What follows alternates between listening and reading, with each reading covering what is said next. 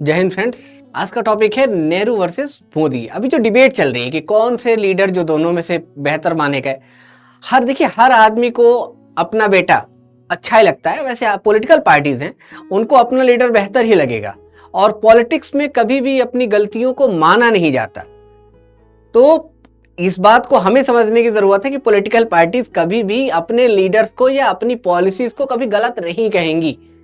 ये एक उनकी टेंडेंसी है, ये एक बेसिक रूल है जिसको वो मेंटेन करते हैं। नेहरू का जो एरा था वो इंडिया के लिए काफी टफ एरा रहा। उन्होंने पॉलिसी की मेकिंग में स्टार्टिंग करी, एक लेआउट दिया, एक फ्रेम दिया, और जब इंडिया आजाद होता है, इंडिया के सामने जो चैलेंज है वो मल्टीपल है। एक, अपनी आइडेंटिटी को बचा के रखना है। दूसरा, इतनी बड़ी जनसंख्या के ऊपर इनकी रिक्वायरमेंट को फुलफिल करना है। उस समय भूखमरी की सिचुएशन बहुत ज़्यादा थी, हमारा एग्रीकल्चर सेक्टर बुरी तरीके से डिक्लाइन था, अनएम्प्लॉयमेंट था, एजुकेशन था, एजुकेशन में हम बहुत नीचे जा चुके थे। तो इस तरीके के रियल टाइम चैलेंज थे जो पूरी की पूरे कंट्री के ऊपर एक कंसर्न्स क्रिएट कर रहे थे। साथ में इंडिया को इंटीग्रेट भी करना था, और कोई भी आदमी जब कोई वर्क करता है तो कुछ ना कुछ मिस्टेक हो जाती है। इस सिक्के का दूसरा पहलू भी है कि जब ऐसी सिचुएशन चल रही थी तो नेहरू ने कईयों बार चीजों को समझते हुए भी डिसीजन नहीं लिया था। ये बात भी उनके जो समकक्ष लोग रहे उनकी बुकों में या उनकी बायोग्राफी में ये बात देखने को मिलती है। तो आइडियोलॉजिकल चैलेंजेस थे, नेहरू कई बार डायलेमा में चलते थे कि क्या किया जाए, लेफ्टिस्ट अप्रोच को कितने हद तक इंप्लीमेंट किया जाए, इस बात को लेके। और दूसरा, वो नेचुरली रसिया और चाइना की तरफ, चूंकि विचारधारा की बात थी, थॉट की बात थी, तो उसको लेकर एक सेल्फ लेवल पे वो थोड़ा सा इंक्लाइन जरूर रहते थे, जिसको लेके आज सबसे बड़ा क्रिटिसिज्म किया जा रहा है। दूसरी बात कि नेहरू एक वर्ल्ड ऑर्डर के लीडर थे, तो वो चाहते थे कि इंडिया ऐसे लैंडमार्क बनाए, ऐसे मिसाल पेश करे कि दुनिया उसे माने कि वर्ल्ड ऑर्डर की चीजों को हम भी फॉलो करते हैं। और उसी के अंदर जब पाकिस्तान वॉर हो रहा है तो यूएनओ जाने का जो प्रोसीजर था वो उसी को देखते हुए उन्होंने लिया था, जिसको आज सबसे ज्यादा क्रिटिसाइज किया जा रहा है। लेकिन अब आपको प्रूफ करना हो तो आपके पास ऑप्शन क्या है? सेकेंड थिंग कि वो अपने जो साथ के लीडर्स थे उनके साथ उनकी अच्छी बॉन्डिंग थी। थोड़े बहुत मतभेद होंगे, थॉट प्रोसेस के डिफरेंसेस हर जगह होते हैं, घर में भी होता है, बाप बेटे के अंदर होगा, भाई भाई के अंदर होगा, हस्बैंड वाइफ के अंदर होगा। लेकिन रियल डेमोक्रेसी तो यही है ना, कि डेमोक्रेसी खूबसूरती भी यही है कि यूनिटी इन डाइवर्सिटी का कॉन्सेप्ट है कि सबके अलग अलग थॉट को भी आप बनाए रखिए और उससे रिश्तों के ऊपर कोई खटास ना आए, काम के ऊपर कोई दिक्कत ना आए। तो उसको लेके अगर हम कीन ऑब्जर्व करें या कुछ ऐसी निगेटिव बातें करें तो ये बहुत जनरलाइज बातें होंगी, और जनरलाइज जो बातें होंगी उनकी बहुत वैल्यू नहीं होती। नेहरू ने अपने टाइम में वॉर भी देखा था, और वही वॉर की वजह से उनकी जो लाइफ है वो एंड होती है, उसका सदमा वो बर्दाश्त नहीं कर पाए। लेकिन नेहरू ने कई ऐसे प्लिंथ रखे या कई ऐसे फाउंडेशंस रखे जिसका एडवांटेज आज इंडिया को देखने को मिलता है, और इंडिया एक डेमोक्रेटिक कंट्री के रूप में कंसोलिडेटेड होता चला गया और कंटिन्यू अपने आप को वो मैच्योर बनाता चला गया। साइंटिफिक टेम्परामेंट की भी जो देन है वो भी नेहरू एरा की ही देन है। तो ऐसे कई ऐसे डिसीजन रहे जो आज के इंडिया बनने में काफी मददगार रहे। कुछ एक चैलेंजेस भी थे जिसको मैंने एक दो आपको बताए। कुछ पॉलिसी मेकिंग के चैलेंजेस हैं, तो इतने बड़े कंट्री के अंदर इतने बड़े डिसीजन लेने होंगे तो किसी से भी भूल चूक होगी ही होगी, और उसको हम पूरी तरीके से 100% कभी भी कोई डिसीजन सही नहीं हो पाता। बात करते हैं मोदी जी की। मोदी जी का जो एरा है वो बिल्कुल अलग है। हाँ, मोदी जी के थॉट प्रोसेस में डिफरेंसेस जरूर है।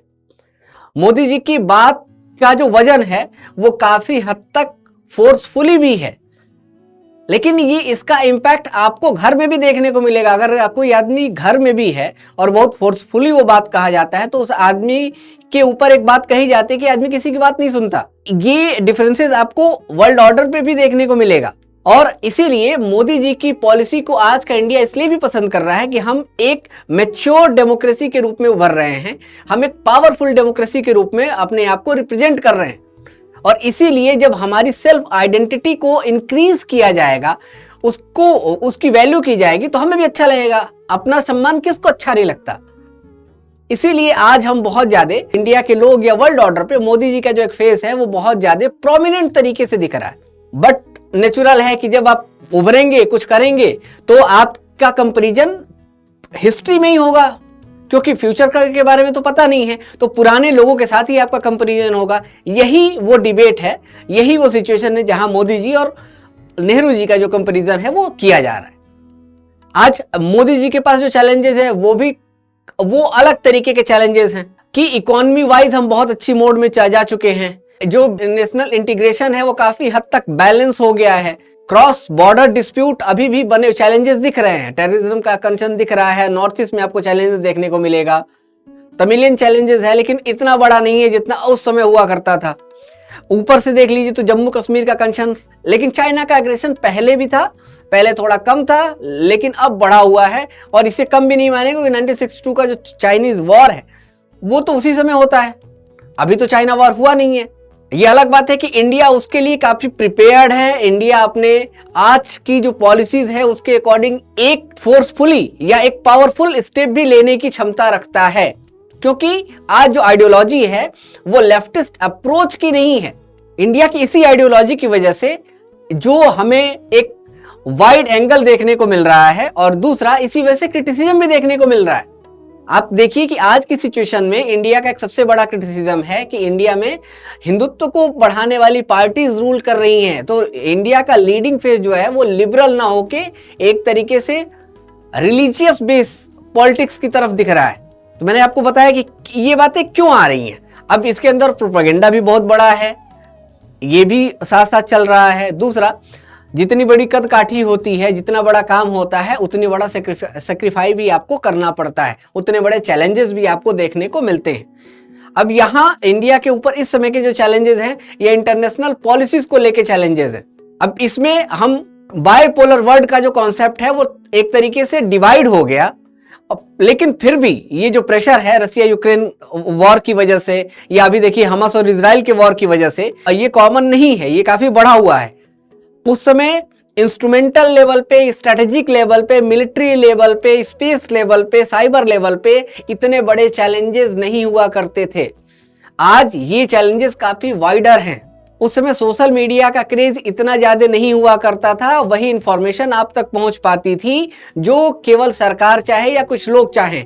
आज का जमाना ये नहीं है। आज का जमाना है कि कोई भी इंफॉर्मेशन, किसी भी तरीके की इंफॉर्मेशन वो स्प्रेड होगी होगी, भले मेन स्ट्रीम मीडिया उसे कवर करे या ना करे, लेकिन सोशल मीडिया से चीजें कवर होंगी। ये आपके लिए बेहतर भी है और आपके लिए चैलेंज भी है।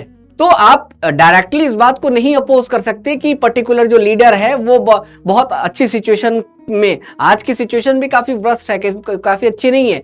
कईयों ऐसे सीन है, कईयों ऐसे फ्रंट है जहां इंडिया काफी हद तक अच्छा कर सकता है लेकिन नहीं कर पा रहा।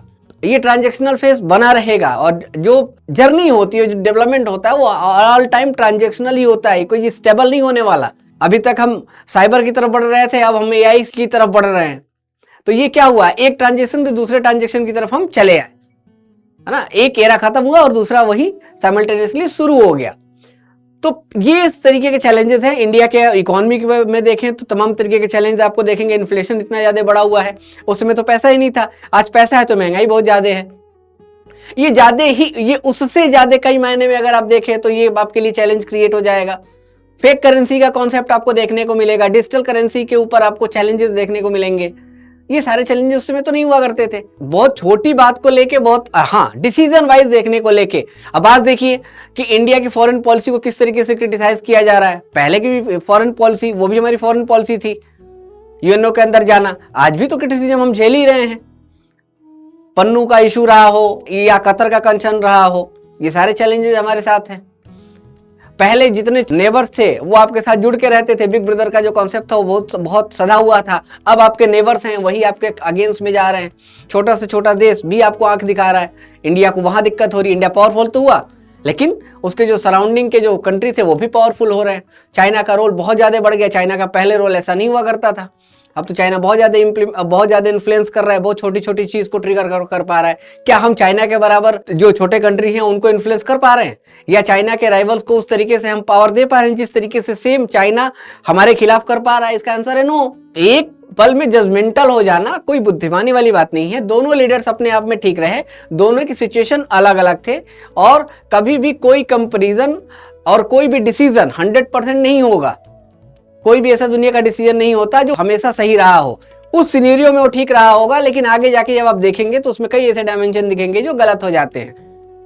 तो जो जस्टिफाई हो पाए, कुल मिला के अगर हम ये देखें कि क्वालिटी वाइज अगर हम डिसीजंस देखें तो वो मिनिमम इम्पैक्ट डाले, लार्ज लेवल पे इम्पैक्ट ना डाले, नेशन के ऊपर कोई खतरा ना दिखे, कोई ब्लेम ना करे, तो इस तरीके के जो डिसीजन होंगे वो बेहतर माने जाते हैं। अब जैसे अभी के जो 2 डिसीजन लिए गए, डिमोनेटाइजेशन लिया गया, तो डिमोनेटाइजेशन को लेकर कितना क्रिटिसिज्म आप झेल रहे हैं, जो बातें कही गई रियल में कितनी है, उसकी वजह से जो चैलेंजेस क्रिएट हुए इंडिया के अंदर वो एक कितना बड़ा कंसर्न है। और जो आज के रिफॉर्म है, क्या ये पूरे हद तक ग्राउंड रियलिटी में बन गए हैं? आप खुद से पूछिए, क्या करप्शन पूरी तरीके से मिनिमाइज हो गया है? क्या आज भी आम आदमी की बातें सुनी जा रही हैं? क्या आपके जो चैलेंजेस हैं वो जितना जल्दी हो सके रिजॉल्व हो जाते हैं? नहीं हो पा रहे। तो इसकी जिम्मेदारी कौन लेगा? सवाल यहां है। जब हम वाइज मैन बन के बात करते हैं तो हम पार्टी पॉलिटिक्स से अलग लीडरशिप के क्वालिटीज को देखते हैं और सिचुएशन के अकॉर्डिंग अपने आर्ग्यू रखते हैं और अपनी बातें रखते हैं। तो इसीलिए मैंने आपको बताया कि दोनों की जो सिचुएशंस हैं वो बहुत अलग अलग हैं और उसी के अकॉर्डिंग हमें इन चीजों को देखना है और समझना है। इस तरीके की कई न्यूज आपको न्यूज़पेपर में देखने को मिलेंगी कि उस समय यूएनओ के अंदर नहीं जाना चाहिए था। आज भी हमें वर्ल्ड ऑर्डर में कि पॉलिटिक्स को नहीं मानना चाहिए, क्योंकि इजराइल के साथ तो हमारी बॉन्डिंग बहुत अच्छी है, इजराइल ने हमेशा इंडिया का साथ दिया हुआ है। तो क्या इंडिया की पॉलिसी इजराइल बेस हो जाएगी? आज की न्यूज है कि इंडिया ने इजराइल के अगेंस्ट में वोटिंग करी है, तो ये भी नहीं करना चाहिए था। कुल मिला के मैं ये कह रहा हूं कि हम जिस चीज को क्रिटिसाइज कर रहे हैं उसका जो दायरा है वो बहुत सीमित है और जो कंसर्न्स है वो हमसे बहुत बड़े हैं। तो जब भी हम किसी को क्रिटिसाइज करें, देखें, समझें, तो इस बात को जरूर ख्याल रखें कि हम क्या कह रहे हैं और किसके लिए कह रहे हैं। रिस्पेक्ट आवर लीडर्स, ये बहुत जरूरी है। जो भी हमारे लीडर्स रहे उन्होंने बहुत अच्छा कंट्रीब्यूशन किया। गलतियां सबसे हो जाती हैं, आज हम भी कर रहे हैं, हो सकता है हमसे भी कोई गलती हो जाए, तो आगे जाके ये नहीं कि हमारा इंटेंशन गलत था। पॉलिटिक्स हो या जीवन हो, एक चीज बहुत जरूरी है, जो जैसा है वैसा मान लेने में ही भलाई है, उसको हम चेंज नहीं कर सकते, क्योंकि जो पास्ट होता है, ये भी पल जो गया ये भी पास्ट है और ये कभी बदलता नहीं। Thank you so much. God bless you all.